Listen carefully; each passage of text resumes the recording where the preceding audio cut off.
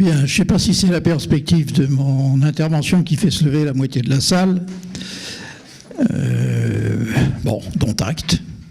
En tout cas, merci. Merci à ceux qui restent. Bah oui, bien sûr. Parce que généralement, on engueule ceux qui sont présents parce qu'on ne peut pas engueuler les absents. Alors moi, je félicite ceux qui sont restés. Alors en matière de terrorisme, je suis peut-être le seul ici à avoir fait vraiment de la lutte antiterroriste. Et par conséquent, si vous permettez, j'oublierai un peu les propos universitaires. J'essaierai d'être un peu pratique et pragmatique et surtout de prendre un peu de hauteur. Je crois que dans cet Orient compliqué, comme le disait si bien le général de Gaulle, ancien officier du 2e bureau au Liban, il ne faut décidément pas oublier qu'à chaque fois que vous croyez percevoir une réalité, elle se dérobe devant vous et que plus vous savez, moins vous savez. Alors je vous invite à chercher et à retrouver, si cela existe dans votre bibliothèque, 2 ouvrages remarquables d'un monsieur qui s'appelait le général Pierre-Marie Gallois, qui a écrit 2 ouvrages sur l'Irak et la Bosnie, précisément consacré au problème de la déstabilisation du bassin méditerranéen, qui s'appelle « Le sang du pétrole ». Si vous trouvez « Le sang du pétrole », c'est long, mais c'est formidablement intéressant. Alors, je voudrais d'abord vous dire 3 choses importantes au sujet du terrorisme. D'abord, le terrorisme est un épiphénomène. Il faut en cesser avec cette hantise, cette obsession du terrorisme qui fait qu'un pays de 60 millions d'habitants est terrorisé parce que 100, 200, 300 personnes sont mortes. C'est évidemment tout à fait regrettable. Mais comme le disait très bien Winston Churchill, le grand tort des démocraties, et leur grande faiblesse, c'est de ne pas être capable de sacrifier 10 000 personnes pour en sauver 10 millions. Nous sommes loin du compte. Donc le terrorisme n'a jamais déstabilisé un seul État. Le terrorisme est et reste un épiphénomène. Deuxième chose, la légitimité du terrorisme. Est-ce que le terroriste est toujours quelqu'un d'illégitime? Est-ce que c'est nécessairement un criminel? Eh bien, la réponse, vous la trouvez dans la Déclaration des droits de l'homme et du citoyen de la Constitution de 1793. Je vous invite à la lire, elle est sur Internet. Et elle reconnaît le droit à l'insurrection. Et personnellement, je suis de cet avis. Un peuple qui n'a pas d'autre moyen de s'exprimer que de recourir à la violence, y est parfaitement légitimé. Et je vais vous donner 2 exemples, même 3. Le premier, c'est celui de la lutte du peuple irlandais pour sa liberté. Est-ce que les Irlandais avaient tort de se dresser contre l'occupant britannique? La seconde est celle du Parti communiste du Kurdistan, le PKK, ou celui des Arméniens qui se sont dressés contre les Turcs.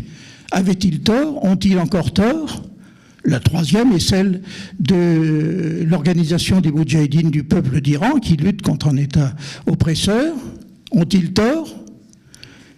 Voilà, je crois que poser la question, c'est évidemment y répondre. Alors maintenant, pour ce qui concerne, on m'a demandé de parler des perspectives que pouvait offrir un couple euro-iranien. Écoutez, un couple euro-iranien, je suis désolé, mais c'est le retour à la polygamie.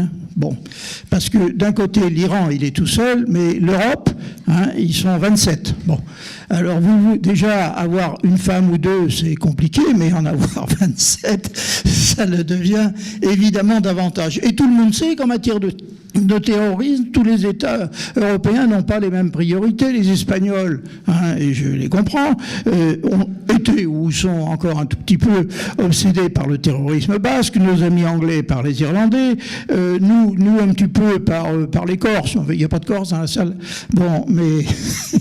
et puis les Italiens par les Brigades Rouges, les Allemands par la Rote Armee Fraction, mais les autres, ceux qui sont à côté, il faut être clair, ils s'en foutent éperdument de ce qui arrive à leurs voisins. Alors, en matière de coopération antiterroriste, il n'y a qu'une seule coopération envisageable, c'est la collaboration bilatérale d'État à État. Je Je dis bien une coopération bilatérale d'État à État. Pourquoi ? Parce que cette coopération, c'est du donnant-donnant. Je te donne, tu me donnes. Moi, j'ai travaillé avec les services syriens, avec les services irakiens, avec les services palestiniens, oui, avec des tas de services qui n'étaient pas considérés comme parfaitement respectables. Et finalement, nous avons obtenu des résultats. Moi, mon résultat, c'était de faire en sorte qu'il n'y ait pas d'attentat en France, et il n'y en a pas eu. Et c'était pas effectivement mes charmants collègues universitaires me le pardonneront, de trop me pencher sur les textes, parce qu'à trop se pencher sur les textes, on finit par s'endormir. Voilà ce que je voulais vous dire, ces 3 observations en préambule. Et maintenant, parlons ou essayons de parler d'un dialogue euro-iranien. En réalité, qui s'est intéressé à l'Iran, et plus précisément à la Perse, dans les temps anciens, en dehors du fait qu'on apprenait évidemment à traiter des guerres médiques, ce sont essentiellement l'Angleterre et la France, et la Russie. Pourquoi ? Parce que ces 3 pays avaient discerné dans l'Iran un pays puissant, un pays riche de promesses et qui surtout pouvait interférer de manière forte dans leurs relations. Alors je vous donne que 2 exemples. Louis XIV, 8 jours avant sa mort, a reçu l'ambassadeur de Perse dans la Galerie des Glaces, dans laquelle il n'avait pas mis les pieds depuis une vingtaine d'années, à Versailles évidemment, et c'était une marque de très grande considération. Louis XIV ne faisait pas franchement dans la modestie, hein. Bon, c'était pas un président de la 4e ou de la 5e République, c'était le roi de France. J'ai aucune admiration pour lui, hein, je vous le dis tout de suite, mais enfin c'est un fait. Mais il a marqué cette considération à l'ambassadeur d'Iran. Quant à Napoléon, il a entretenu une correspondance que je vous invite à chercher et à lire. C'est assez rigolo parce que quand Napoléon parle des Iraniens, il les appelle les animaux. Bon, l'homme devait être un tantinet raciste. Mais il entretenait une correspondance et l'Iran et la France étaient des alliés objectifs contre la Russie. Et le Shah d'Iran engageait Napoléon à attaquer les Russes. Ce à quoi Napoléon répondait, mais attaquez-les, vous. Hein. Parce qu'effectivement, les Russes ne pouvaient pas trop se disperser sur 2 fronts, et c'était pour ces 2 pays une alliance objective qui a finalement relativement bien fonctionné. Si l'on veut traiter, encore une fois, de cette relation entre l'Europe et l'Iran, il ne faut pas oublier un acteur qui s'est fait une place de premier plan dans les relations de l'ensemble du monde avec l'Iran, ce sont les États-Unis d'Amérique. On ne peut pas parler des relations entre l'Europe et l'Iran si on ne parle pas des États-Unis d'Amérique. Et si on n'explique pas comment les États-Unis ont, passez-moi le mot, mais comme je suis enregistré comme ça, je suis sûr qu'il passera, c'est eux qui ont foutu le bordel, hein, bien évidemment, dans les relations entre l'Europe et l'Iran. Ça s'est passé comment ? Eh bien, au lendemain de la Deuxième Guerre mondiale, là aussi je vais aller vite, quand l'Iran s'est donné un régime démocratique avec le docteur Mossadegh, hein, qui était un authentique démocrate, il a été renversé par un coup d'État fomenté par la CIA, hein, l'agence américaine, et qui a abouti à replacer sur son trône le Shah, qui, comme chacun sait, était un grand défenseur des droits de l'homme. Première intervention, évidemment, dont l'Iran n'a pas fini de payer les conséquences. Deuxième intervention, c'est l'accord passé avec l'ayatollah Khomeini pour le faire revenir, pour remplacer à la tête de l'Iran une diarchie. Une diarchie, c'est-à-dire que les Américains qui avaient comme allié le Shah d'Iran, qui leur avait déplu pour un certain nombre de raisons, On reviendra là-dessus. J'ouvre une parenthèse pour vous dire que j'ai commis 9 pages sur ce. Je ne vais pas vous les infliger parce qu'on y sera encore demain matin. Mais si vous les voulez, je vous les laisse. Et de toute façon, si vous les voulez, je peux vous les laisser sur un site internet. Donc, au cas où vous auriez des insomnies, je vous garantis que c'est absolument radical.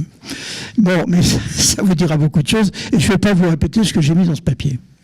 Simplement donc, cet accord passé entre les États-Unis et l'ayatollah Khomeini permettait à l'ayatollah Khomeini de revenir évidemment en Iran et puis de s'associer en quelque sorte, de partager le pouvoir avec un monsieur qui était très bien, respectable sous tous les aspects, puisqu'il s'agissait d'un ancien ingénieur de l'école centrale de Paris, Mehdi Bazargan.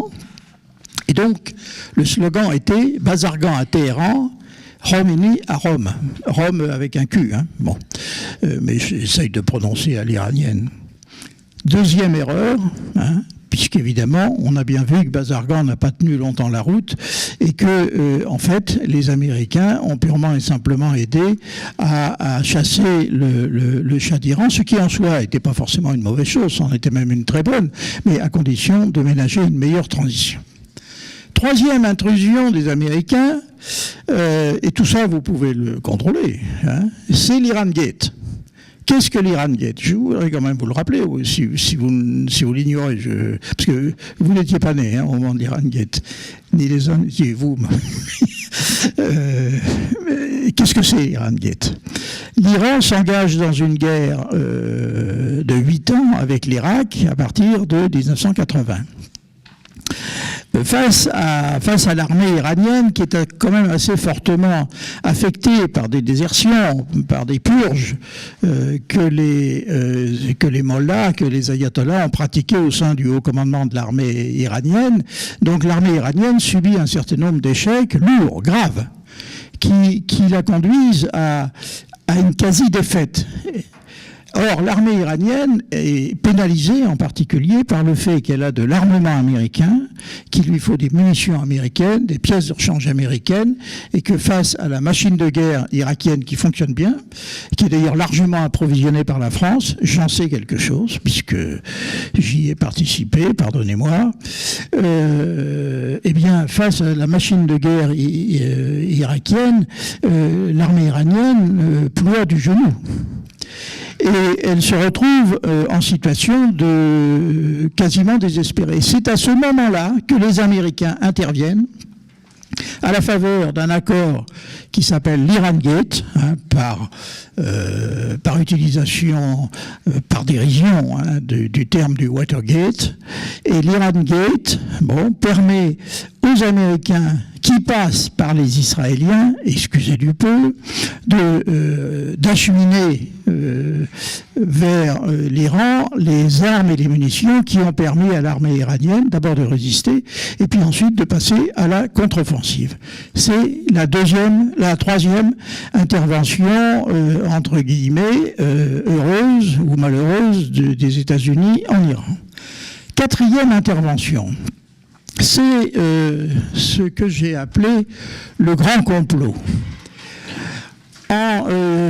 Après l'affaire du 11 septembre 2001, les États-Unis, vous savez, qui choisissent remarquablement leurs victimes et ciblent parfaitement leurs représailles, désignent comme pays devant être puni l'Irak, dont pas un seul élément n'avait participé aux attentats du 11 septembre, et l'Afghanistan. Bon, l'Afghanistan, c'est pratique parce que c'est un pays où on peut aller faire la guerre, ça pose pas trop de problèmes. Mais alors par conséquent, les Américains vont intervenir en Irak, vont chasser Saddam Hussein, dont on s'aperçoit aujourd'hui qu'il valait infiniment mieux que ceux qui lui ont succédé. Moi, j'ai le courage de le dire. Hein. J'ai connu Saddam Hussein. Je me lave pas les mains tous les jours parce que je vais serrer la main. Et je considère que quelque dictateur qu'il ait été, été, effectivement, c'était un dictateur, probablement sanguinaire, effectivement sanguinaire, mais en tout cas beaucoup moins que ceux qui lui ont succédé. Donc, on vire Saddam Hussein, et puis on passe un accord pour liquider la résistance iranienne. Car ce qui gêne l'Iran de manière rédhibitoire depuis la création de la République islamique, c'est l'existence d'une opposition qui est laïque, réformatrice et que l'on cherche à atteindre par tous les moyens. Alors on le fait sous le biais de la propagande, puisqu'on dit alternativement qu'ils sont islamistes et marxistes, ce qui est quand même assez difficile à concilier. On les traite de terroristes. Je renvoie au concept que je vous ai énoncé au début de mon intervention. Et puis, mais de toute façon, il est certain que ces gens portent une parole en dehors d'Iran, qui est une parole écoutée et qui est une parole démocratique. Et mon ami Alejo Fidalga Quadras vous en a parlé tout à l'heure, bon, je ne vais pas reprendre ce qu'il a dit, qui est parfaitement fréquentable, on va dire ça comme ça. Alors, le grand complot, eh bien, c'est une opération en deux temps qui vise à démanteler complètement la résistance iranienne. Alors, on démantèle la résistance iranienne comment ? D'abord, dans le cadre de l'attaque de l'Irak par les troupes américaines, les Américains se chargent, ils en ont passé l'accord, on le sait, c'est un accord qui a été passé avec les ayatollahs pour liquider définitivement tous les camps de la résistance iranienne. Bon. Il se trouve qu'il y a aux États-Unis des militaires intelligents. Il y a encore des fois dans certaines armées des militaires intelligents. Je le dis, j'ai beaucoup de copains militaires. Mais en tout cas là, les militaires ont été infiniment plus intelligents que les politiques parce qu'ils se sont aperçus que ces révolutionnaires, ces terroristes, ces affreux, ces horribles, étaient finalement des gens pas si mal que ça. Et finalement, au lieu de liquider les camps de la résistance iranienne, ils les regroupent, certes, en un lieu unique, le camp d'Ashraf, mais ils les placent sous protection américaine et sous les dispositions de la 4e Convention de Genève. Deuxième temps, il faut liquider l'état-major de la résistance iranienne. Il se trouve que depuis 1981, donc date d'arrivée de François Mitterrand à l'Élysée, et date du retour, ou de la venue plus exactement, de Massoud Rajavi en France, à Auvers-sur-Oise, l'état-major, en quelque sorte la tête pensante de la résistance iranienne, est en France, est à Auvers-sur-Oise.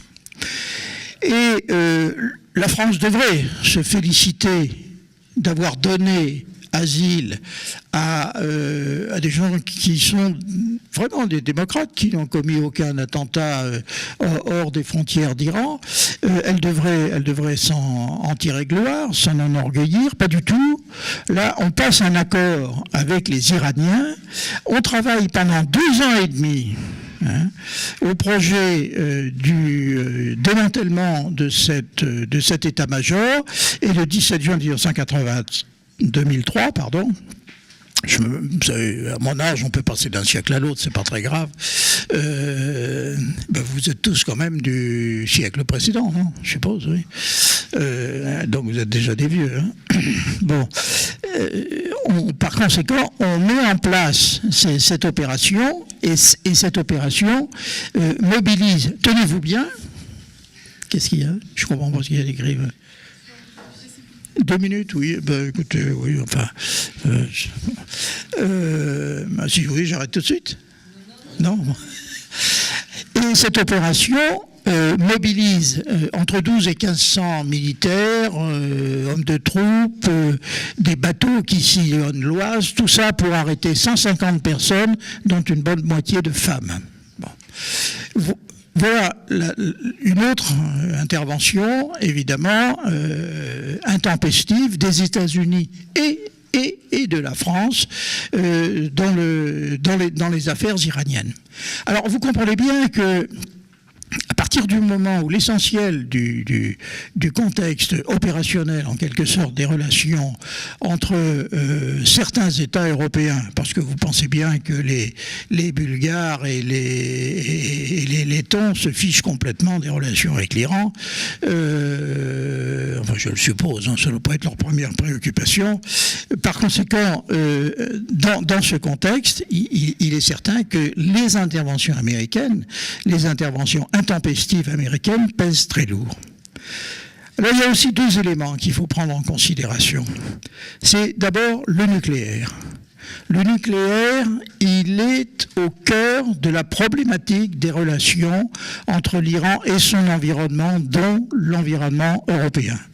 Alors, je ne vous en dis pas plus parce que Madame la modératrice m'incite à la modération, mais je vous incite quand même à revenir sur ce problème du nucléaire qui est fondamental. Et puis, un autre problème qui est fondamental, c'est celui de l'acheminement des hydrocarbures, liquides ou gazeux. En particulier, tous les circuits qui partent du sud, qui partent du Caucase, et ceux qui partent de la péninsule arabique, convergent évidemment vers l'Europe et passent par deux pays à peu près incontournables, l'un complètement incontournable, qui est la Turquie, ce qui vous explique beaucoup de choses, de ce qui se passe actuellement, et l'autre, c'est la Syrie. C'est la Syrie, et je vous signale que le gazoduc qui doit normalement, dans les projets, faire remonter le gaz de South Pars, qui est le plus grand gisement gazier du monde, partagé entre l'Iran et le Qatar, ce qui leur promet des jours glorieux. Parce que quand on a un gisement et qu'on l'exploite à deux, on sait comment ça commence et on sait comment ça finit. Bon, ben ce gazoduc, il passe par Alep. Alors, si Alep ne vous dit rien, lisez votre journal. Et la bataille d'Alep, c'est la bataille pour le gazoduc. Il ne faut pas vous faire d'illusions, mais ça, dans les journaux, on ne va pas vous le dire. Alors, voilà, si vous voulez, ce que je voulais vous dire. Alors, bon, par conséquent, si l'Europe... Je vais passer à l'essentiel. Si l'Europe entend nouer un dialogue en matière de terrorisme avec l'Iran, dans les circonstances actuelles, c'est évidemment totalement exclu. Vous le lirez dans mon papier si vous avez la curiosité de le lire, parce que l'Iran est en quelque sorte, sinon le créateur, du moins un des principaux pays qui se livrent au terrorisme d'État. On a parlé là, tous ensemble, hein, vous avez parlé tous ensemble, puisque moi je suis arrivé plus tard que les autres, on parle du terrorisme, des organisations terroristes. Mais savez-vous quelles sont les organisations terroristes les plus dangereuses? Ce sont les États. Ce sont les États. Les Français ont fait du terrorisme d'État. Les Anglais ont fait du terrorisme d'État. Les Espagnols ont fait du terrorisme d'État. Mais l'État qui surclasse tout le monde en matière de terrorisme, c'est l'Iran. À telle enseigne que le ministère du Renseignement, qui s'appelle le VEVAC, c'est la Gestapo, doublée du KGB, hein, de l'Iran, a été déclarée organisation terroriste par la Cour suprême du Canada, ce dont personne ne parle. Alors, le terrorisme d'État, c'est un fait. L'Iran pratique sur une très grande échelle le terrorisme d'État, et je ne vois pas comment, fût-ce au prix de torsions de textes qu'on peut toujours essayer d'aménager, on pourrait collaborer en matière de lutte contre le terrorisme avec le plus grand terroriste de la Terre. Ça c'est un fait. Je vous donne dans mon papier... Oui, madame. Je vous donne dans mon papier... Oui, je termine, là. Je suis en train de... Ah ben si vous... Oui, d'accord. D'accord. Donc, le dialogue entre l'Europe, si tant est qu'on puisse engager un dialogue avec une Europe qui n'a pas d'autorité politique, si vous voulez que l'Europe engage un dialogue avec qui que ce soit sur le problème du terrorisme, qui est un problème de souveraineté, il faut qu'il y ait une souveraineté européenne, elle n'existe pas.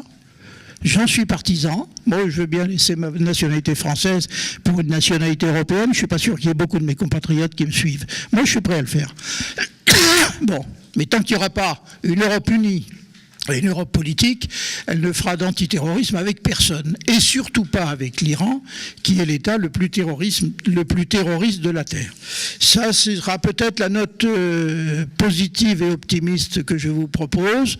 Commençons par faire l'Europe. Faites l'Europe, c'est votre responsabilité à vous. Nous, les vieux cons, nous l'avons loupé. Hein, mais vous n'allez pas la manquer. Ne manquez pas cette occasion extraordinaire de faire l'unité européenne. Faites-la. Faites une seule Europe qui parle d'une seule voix, et après vous discuterez avec qui vous voulez, en n'oubliant pas, évidemment, que le terrorisme est et restera toujours un épiphénomène. Merci.